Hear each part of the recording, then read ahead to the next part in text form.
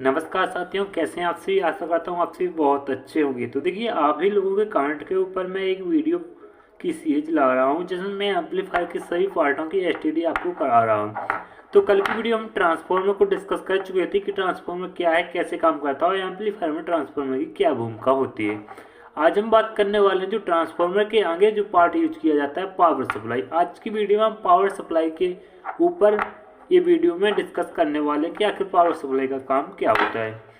तो देखिए, ट्रांसफार्मर के बारे में तो चर्चा कर चुके हैं, तो आइए अब पावर सप्लाई को भी हम यहाँ पर समझ लेते हैं। तो देखिए, पावर सप्लाई में मेन दो कंपोनेंट आपको देखने को मिलेंगे। एक ये कैपेसिटर होता है और एक आपको यहाँ पर ब्रिज रेक्टिफायर देखने को मिलेगा। तो देखिए, किसी किसी एम्पलीफायर में, यानी बात करें जो छोटे एम्पलीफायर होते हैं शॉर्ट करीब 100 वाट तक, तो उसमें आपको ब्रिज रेक्टिफायर देखने को नहीं मिलता। वहाँ पर डाइकोनों से बना हुआ एक ब्रिज रेक्टिफायर यूज किया जाता है। और कैपेसिटर तो सेम ही होता है। बड़े एम्पलीफायर में हैवी कैपेसिटर यूज किए जाते हैं और छोटे एम्पलीफायर में थोड़े कम माइक्रोफैराड के कैपेसिटर यूज किए जाते हैं। और जो हमारे करीब 10 एम्पियर से ज़्यादा के एम्पलीफायर होते हैं उनमें ये ब्रिज रेक्टिफायर यूज किए जाते हैं। तो देखिए, ये ब्रिज रेक्टिफायर भी एम्पियर के हिसाब से आते हैं। तो यहाँ पर आप देख सकते हैं ये 3510 का ब्रिज रेक्टिफायर, जो कि यहाँ पर 10 एम्पियर का ब्रिज रेक्टिफायर है।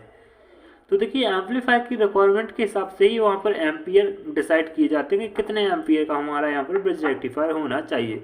क्योंकि यदि आप ट्रांसफार्मर, मान लीजिए यदि एम्पलीफायर की रिक्वायरमेंट है 20 एम्पियर की, तो यदि आप ट्रांसफार्मर 20 एम्पियर का भले ही लगाते हैं, यदि आप ब्रिज रेक्टिफायर वहाँ पर 20 एम्पियर का नहीं लगाते तो आपको उतना आउटपुट देखने को नहीं मिलेगा और आपका ये ब्रिज रेक्टिफायर बार बार जलने के यहाँ पर चांसेस रहते हैं। तो देखिए, पावर सप्लाई आखिर काम क्या करती है, इस टॉपिक पर हम यहाँ पर फोकस करने वाले हैं। क्योंकि यहाँ पर हम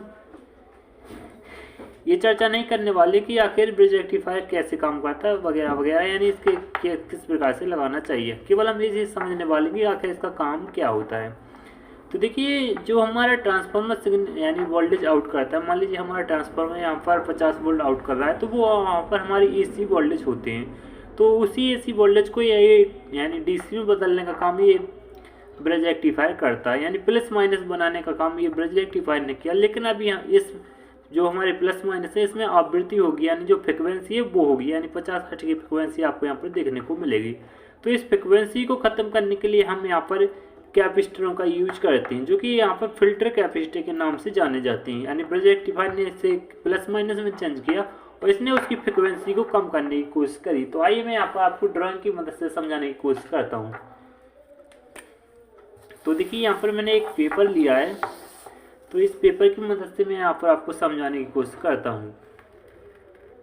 तो देखिए, अब यहाँ पर आपको वीडियो क्लियर नज़र आ रही होगी, तो आइए इसे समझने की कोशिश करते हैं। देखिए, जो हमारा AC वोल्टेज होता है करीब ऐसा AC वोल्टेज आपको देखने को मिलता है इस प्रकार का। तो ब्रिज रेक्टिफायर क्या काम करता है कि हमारा जो AC वोल्टेज है वो इस प्रकार का, यानी जो ब्रिज रेक्टिफायर के बाद जो वोल्टेज देखने को मिलता है वो ऐसा वोल्टेज आपको देखने को मिल जाता है। और जब हम यहाँ पर कैपेसिटर लगा देते हैं तो वो बिल्कुल स्मूथ वोल्टेज, यानी बिल्कुल स्मूथ हो जाता है सीधा। यहाँ पर कोई भी फ्रिक्वेंसी आपको देखने को नहीं मिलती, बिल्कुल स्मूथ यहाँ पर आपको वोल्टेज देखने को मिलता है। तो यही काम होता है पावर सप्लाई का, कि हमारे जो ट्रांसफार्मर से वोल्टेज निकालते हैं उसे AC से DC में कन्वर्ट करने का काम हमारे यहाँ पर पावर सप्लाई करती है, जो कि एम्पलीफायर की महत्वपूर्ण पार्ट होता है।